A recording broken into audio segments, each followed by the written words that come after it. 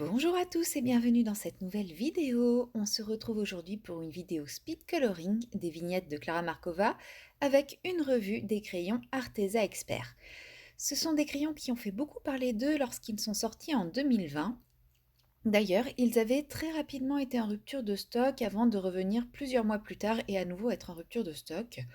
Aujourd'hui, la boîte de 120 crayons n'existe plus, peut-être qu'elle ressortira un jour, mais aujourd'hui, vous pouvez les trouver en boîte de 72 ou 48. Donc ce sont des crayons à base de cire de forme ronde avec un corps entièrement de la couleur de la mine. Cependant, les teintes peuvent être assez trompeuses par rapport à la réalité, donc n'hésitez pas à faire un nuancier pour mieux vous y retrouver. Pour ce qui est de la taille du crayon, on est sur le même gabarit qu'un polychromos à peu près, aussi bien pour la taille de la mine que le corps du crayon, ce qui en fait un crayon assez solide. En ce qui concerne la qualité, à leur sortie, ces crayons avaient un excellent rapport qualité-prix. Ils glissaient bien sur le papier, ils présentaient une bonne pigmentation. Mais aujourd'hui, après plusieurs essais, je vais nuancer un peu plus mon propos. À l'usage et après plusieurs fois où j'ai taillé ma mine, j'ai commencé à découvrir quelques défauts sur ces crayons, notamment des particules dures dans les mines qui grattent et griffent le papier, mais qui ne déposent absolument aucune couleur. Donc il s'agit en plus pas d'un problème isolé puisque j'ai taillé plusieurs fois les crayons concernés et à chaque fois ces particules sont toujours présentes. Donc je pense que c'est vraiment un problème dans la texture de la mine. Et personnellement, c'est quand même le genre de détail qui me fait délaisser une gamme. Heu, Par rapport, aux crayons, j'ai surtout rencontré ce problème dans les bleus foncés ainsi que dans les verts foncés et d'ailleurs, il me semble que, j'avais rencontré ce problème également dans les luminances, oui, c'est ça, les luminances de Caran d'Ache.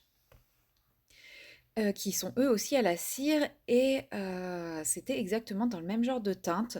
Donc peut-être que c'est, un problème spécifique au crayon à la cire avec, ces pigments de coloration-là.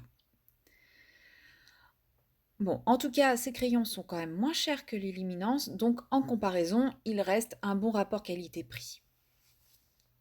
Comme il s'agit de crayons à la cire, ils ne sont pas vraiment faits pour le couche par couche. D'ailleurs, lorsque j'ai voulu, réaliser, la fiole, moi je travaille les fioles en couche par couche, je fais vraiment des couches successives comme, le contenu d'une fiole où on a, l'élément qui est au le plus profond avec les différentes couches de liquide, de verre et cetera.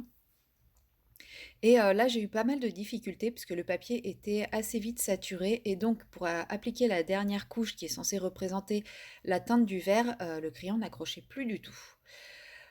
Cependant, si on ne recherche pas la superposition de couches, les dégradés se font quand même très facilement, les couleurs se font très bien entre elles et voilà, une fois encore, c'est plus une histoire de goût, une histoire de technique utilisée puisque, voilà, ça reste quand même des très bons crayons pour le coloriage, pour faire des dégradés.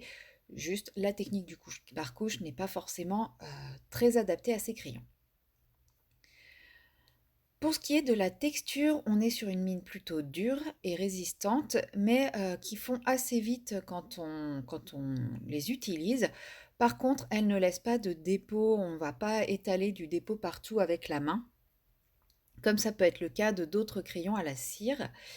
Et au niveau du nuancier, alors moi je vais vous parler de la gamme de 72 parce que je n'ai pas de la gamme de 120 pardon, puisque je n'ai pas la gamme de 72 et donc je ne sais pas quelles sont les nuances qui ne seront pas dans la gamme, si vous prenez la boîte de 72. Mais pour ce qui est de la boîte de 120, je la trouve plutôt, bien conçue. Au niveau des jaunes, par exemple, nous en avons vraiment pas beaucoup et on a un joli dégradé de jaune. Et du coup, on ne se perd pas dans 10 nuances de jaune qui sont quasiment identiques. Elles vont toutes les unes avec les autres et elles peuvent toutes servir. Après, pour ce qui est des oranges, je trouve qu'on manque un petit peu puisqu'on a 4 couleurs, enfin 4 teintes d'orange qui permettent de faire un dégradé parce qu'elles se dégradent entre elles. Mais moi, personnellement, j'aurais apprécié une cinquième teinte qui aurait été un petit peu un intermédiaire entre la deuxième et la troisième. Pour avoir un panel de dégradés un peu plus important pour les oranges. Pour ce qui est des rouges, on en a vraiment très peu et vous connaissez mon addiction au vrai rouge. Donc là, je suis à peu près satisfaite puisqu'il y a un rouge qui correspond vraiment à mes attentes. D'ailleurs, ce crayon-là est bien diminué et il y en a un autre qui se rapproche. Donc c'est plutôt bien.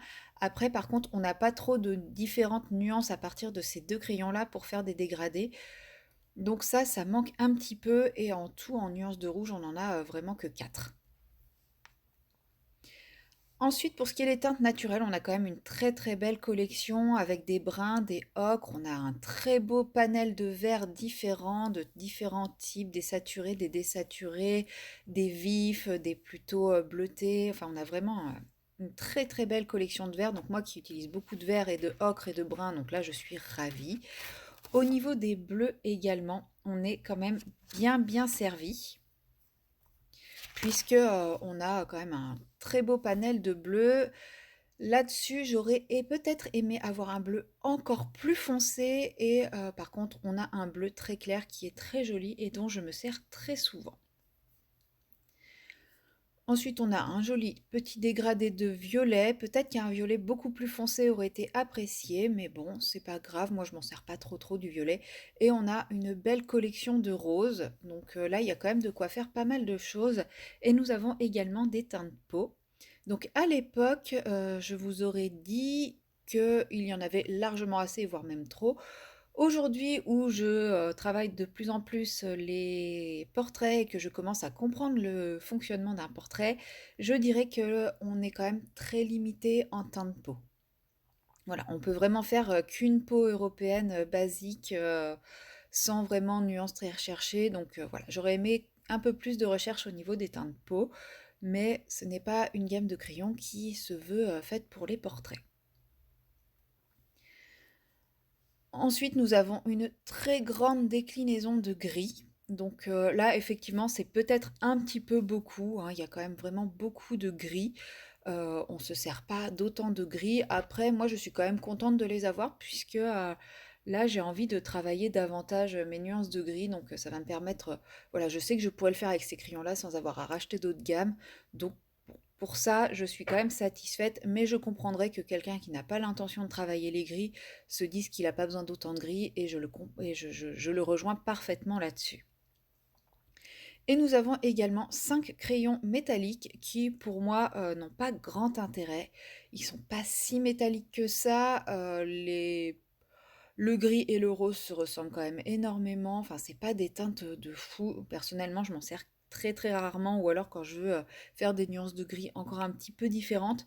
Mais voilà, c'est pas les crayons les plus utiles.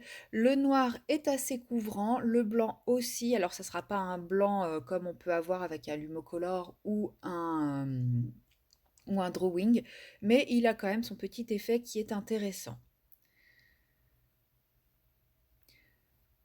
Au niveau général, du coup, de ces crayons, pour mon avis global, je trouve que ce sont de bons moyennes gammes.